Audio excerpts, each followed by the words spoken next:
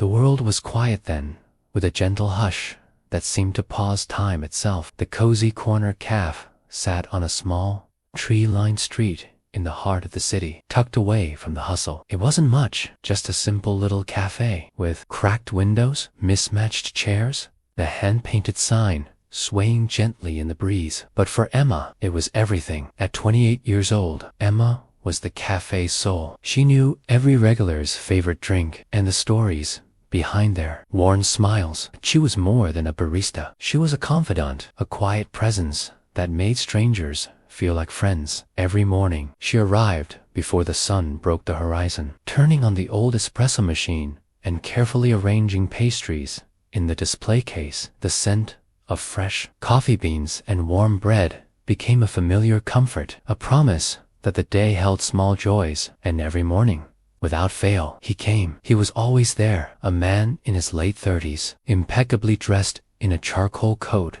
and polished shoes. His hair was dark and neatly combed, his face marked by a kind of tiredness that no amount of rest seemed to cure. But Emma never saw him order anything. He just sat quietly at the corner table by the window, staring out at the waking city with eyes full of distant memories. She called him the quiet visitor. There was something about him that intrigued her, a mystery wrapped in solitude. Emma often caught him watching her with a faint smile, but he never spoke. No one knew his name, his story, or why he came every day, only to sit silent and still. Sometimes, when the cafe was empty and the soft hum of jazz filled the air, Emma would imagine his life. Was he waiting for someone, or maybe running from something? But she never dared to ask. She worked long hours, juggling the demands of a small business, struggling to stay afloat. The cozy corner cafe was her family's dream, inherited from her grandmother,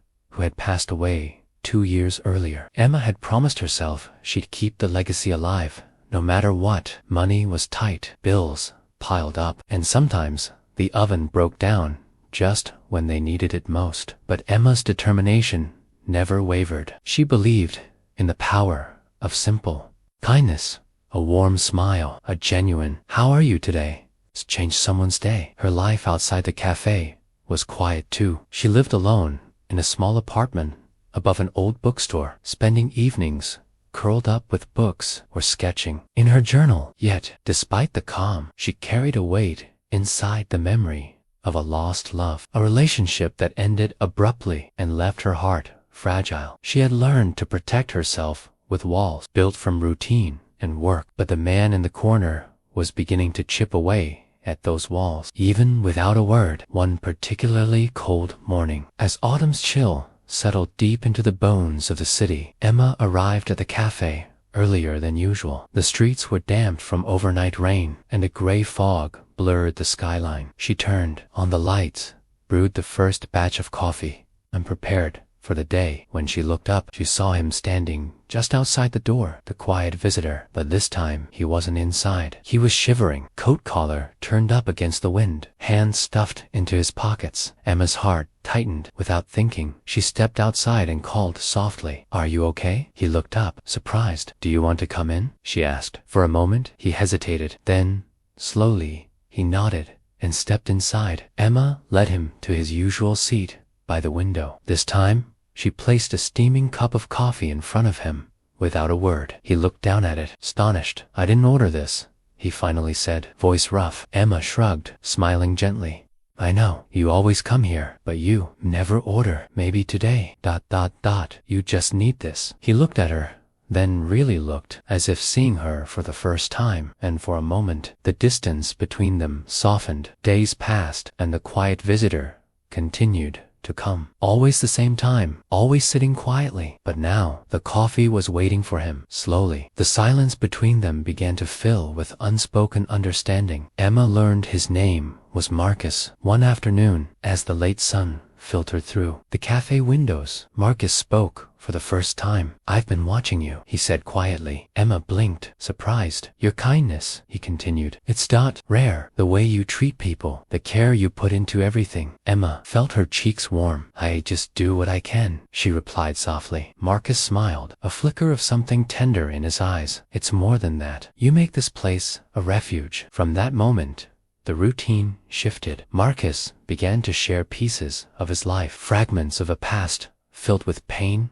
loss, and loneliness, and Emma listened, offering warmth and friendship without judgment. Marcus's story was heavy, yet he didn't unload it all at once. It was as if he tested the waters with every new confession, trusting Emma little by little. One chilly evening, as golden leaves danced outside the cafe's fogged-up windows, Marcus revealed why he never ordered coffee. "I used to come here with someone," he said, voice low. "She loved this place, said the coffee tasted like home, but then she left." Emma felt her breath catch. There was a deep sadness in his eyes, the kind that words could never truly express. "Sometimes," he whispered, "I come here hoping to find a trace of her, but all I find is silence." Emma reached across the table instinctively, her hand resting lightly on his. Marcus looked down at her fingers, surprised, then slowly intertwined his with hers. For the first time,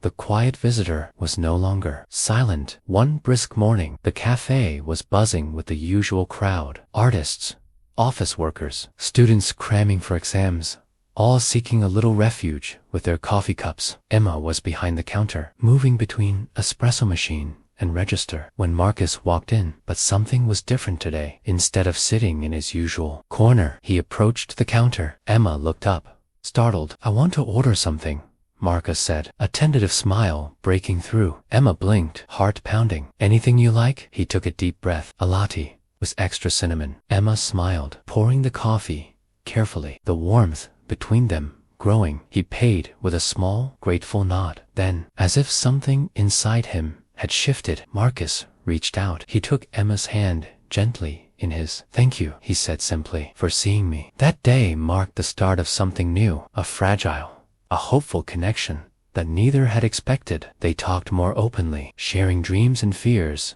over steaming cups of coffee. Emma began to see Marcus not as a mystery, but as a person, healing from wounds she understood all too well. Marcus found comfort in Emma's quiet strength, a light piercing through the shadows he carried. Together, they discovered that sometimes the smallest gestures, a cup of coffee, a held hand, could bridge the widest gaps between two lonely souls. Weeks later, as the first snow dusted the city streets, Marcus and Emma stood outside the cozy corner cafe, their breath visible in the cold air. "I've been afraid to hope," Marcus admitted. Emma squeezed his hand. "Sometimes hope is the hardest thing to find, but it's worth it." He looked at her with new clarity. "I want to be part of your world, not just as the quiet man in the corner." Emma smiled, eyes shining. "Then don't be." And with that, the quiet visitor became so much more.